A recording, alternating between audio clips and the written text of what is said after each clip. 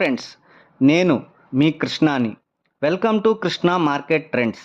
ఈ వీడియోలో మీకు గత కొద్ది రోజుల నుంచి మార్కెట్స్ భారీగా పతనం అవుతున్నాయి. అవి ఎందుకు అలా అవుతున్నాయి, వాటికి గల కారణాలు ఏమిటి, ఇప్పుడున్న పరిస్థితుల్లో స్టాక్స్ని బై చేయాలా సెల్ చేయాలో తెలుసుకుందాం. ముందుగా మార్కెట్స్ ఎందుకు డౌన్ అవుతున్నాయో చూద్దాం.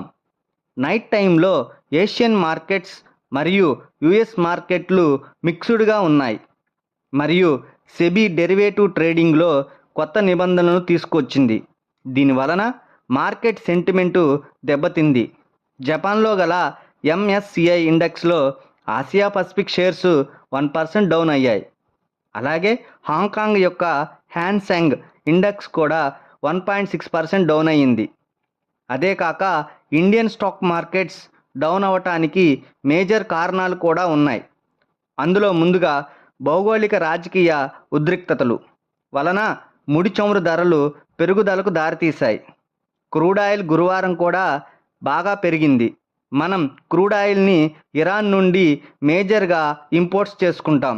దీని వలన క్రూడ్ ఆయిల్ పెరిగితే సెంట్రల్ బ్యాంకు రేట్ కట్ చేస్తాయి.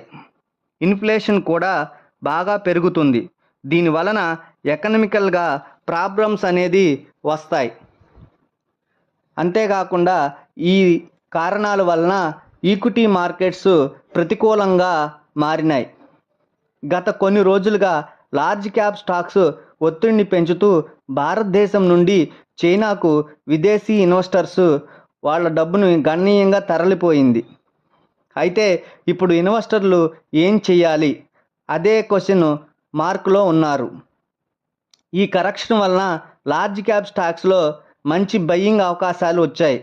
ఇక్కడ స్టాక్ ప్రైసులు మరింత ఆకర్షణీయంగా మారాయి. మీరు మంచి స్టాక్ని ఎంచుకుని బై ఆన్ డిప్స్లో బై చేసుకోండి. ఆల్రెడీ పొజిషన్స్ ఉన్నవాళ్ళు సెల్ చేయకుండా క్యాష్ ఉంటే కొద్దిగా బై చేయండి. మళ్ళీ మార్కెట్స్ ఏదో టైంలో అప్ ట్రెండ్లోకి వెళ్తాయి. వచ్చే వీడియోలో మరిన్ని మార్కెట్స్ అప్డేట్స్ గురించి తెలుసుకుందాం. Thank you.